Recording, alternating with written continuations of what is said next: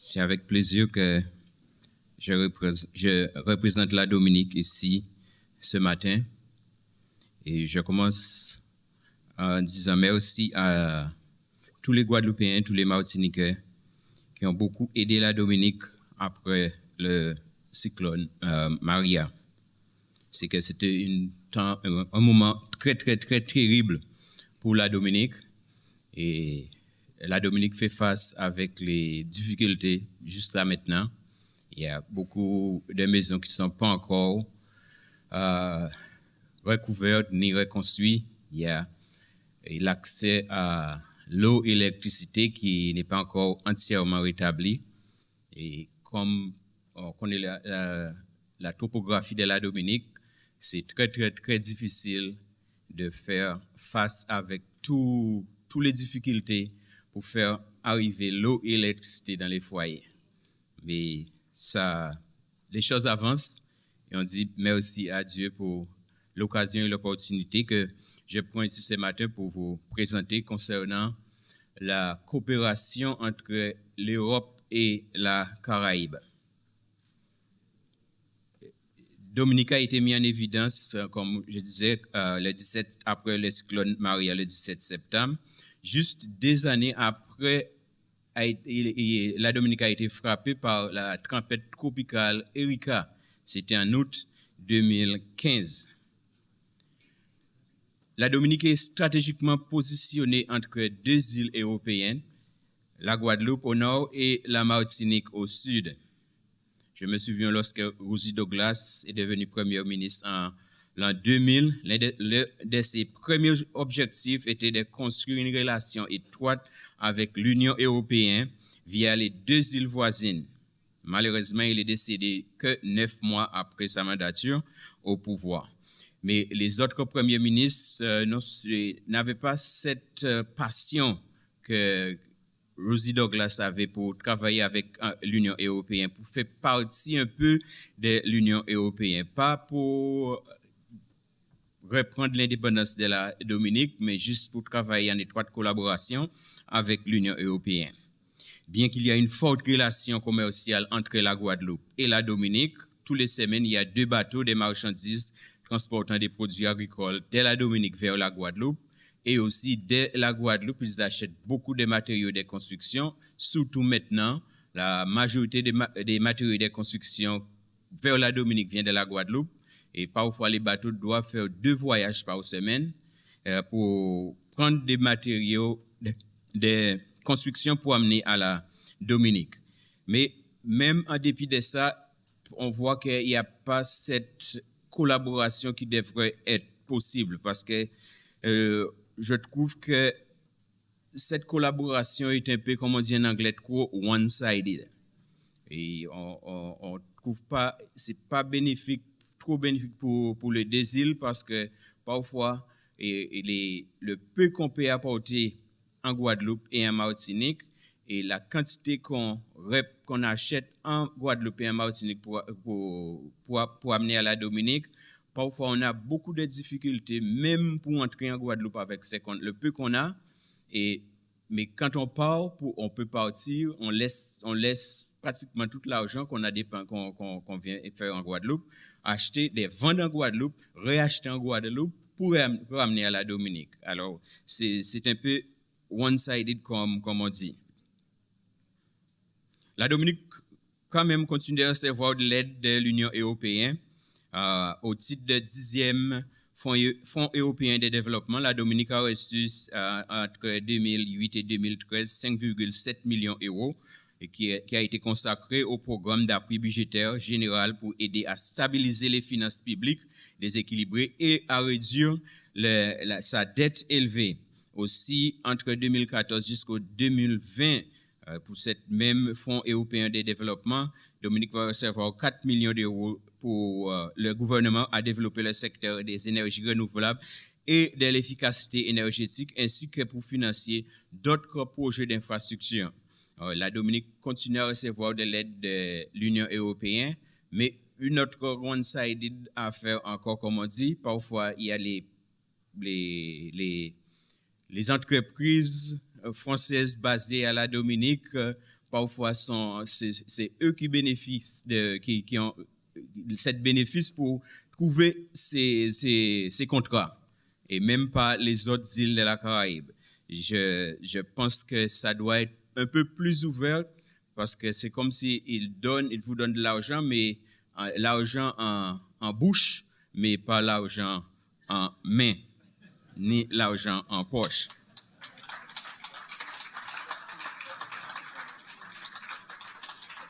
Au niveau relations humaines, il devrait y avoir un plus grand effort pour reconnaître les ressources humaines dans l'éducation, de l'expertise et aussi des personnes qualifiées qui pourraient avoir un accès ouvert aux services disponibles entre tous les îles, pas simplement les îles anglophones. Je sais qu'avec le système d'éducation des îles anglophones, on peut pratiquer que dans les îles anglophones, pas dans les îles francophones.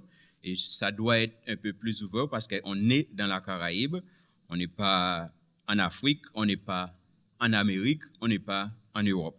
On est dans la Caraïbe. On doit être un peu plus ouvert avec l'histoire, notre propre histoire de la Caraïbe. Aussi, on a vu l'inclusion de la Martinique dans l'OECS et un peu en CARICOM, un peu moins que la Guadeloupe. La Guadeloupe, toujours, je ne sais pas qu'est-ce qu'ils attendent, mais c'est toujours pas assez. C'est sous papier encore, mais pas en termes de quelque chose de réel. C'est trop sous papier. Tout dépend toujours de la France. Oui, on est dans la Caraïbe, mais on fait partie de la Caraïbe, mais tout dépend de la France toujours. Oui, vous pouvez parler, mais vous ne pouvez pas faire. Vous pouvez parler, mais on ne peut pas prendre des décisions.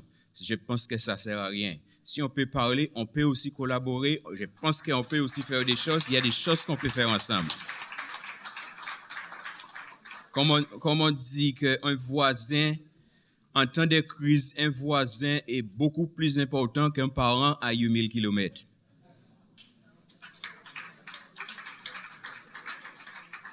Une autre chose, une phrase qu'on utilise souvent en anglais, what goes around comes around. Pendant la guerre, la Dominique a beaucoup aidé la Guadeloupe et la Martinique en termes de ravitaillement pour l'armée et même un lieu de cachet pour ceux qui ne voulaient pas aller en guerre. Preuve de ça, mon nom de famille, Florent. Je suis de la Dominique, je suis de la famille Florent. Je sais qu'il y a de la famille Florent en Martinique, il y a de la famille Florent en Guadeloupe. Alors, c'est preuve de ça. Peut-être mes grands-parents sont de la Martinique ou de la Guadeloupe, ou votre grand-parents sont de la Dominique ou de la Guadeloupe, je ne sais pas. Mais preuve de ça. Alors, il faut qu'on ait une plus grande collaboration.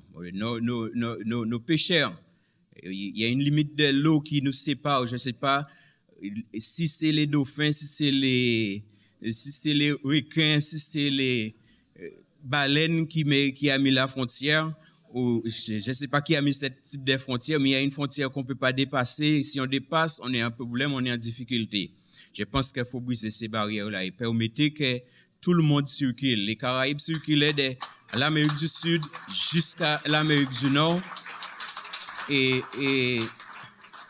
il n'y avait pas de cette frontière. Maintenant, on a une frontière qui nous sépare et cette frontière nous sépare comme un peuple. Je dis toujours dans tous mes discours que nous sommes une seule famille. Ils ont tiré hors d'Afrique et ils ont déposé nous en différentes îles en Caraïbes là. Faut pas nous permettre un bassin de l'eau ni loi qui développée en Europe et ailleurs séparer nous. Faut pas qu'on permette ça. On doit pas laisser ça. On doit pas laisser ça arriver. Si les lois politiques ne peuvent pas si les lois politiques sont mises en place pour nous séparer, pour nous diviser, on doit, comme des personnes qui sont sur place, briser cette barrière. On doit dire qu'un Dominicain peut entrer en Guadeloupe, un Dominicain peut entrer en Martinique sans avoir à rester 15 jours seulement, même sous une attestation d'accueil qui est valable pour 120 jours, on peut rester simplement 15 jours sur le territoire français. Et c'est pas vice-versa, c'est pas le cas. on doit avoir la libre circulation. Je ne dis pas qu'il doit pas avoir de contrôle. Oui, il y a certaines choses qu'on doit contrôler, mais on peut avoir un plus grand accès au niveau de la Caraïbe. On doit pouvoir acheter de la terre, acheter à la Dominique comme on achète en Guadeloupe, comme on achète en Martinique. On doit avoir cette liberté. Je sais qu'on est un peu protectrice, on veut protéger ce qui est le nôtre, mais qu'est-ce qu'on protège? Tout appartient à tout le monde de la Caraïbe. Aujourd'hui, on est là, demain, on n'est pas là. Aujourd'hui, la Dominique est frappée par un cyclone, par un tremblement de terre.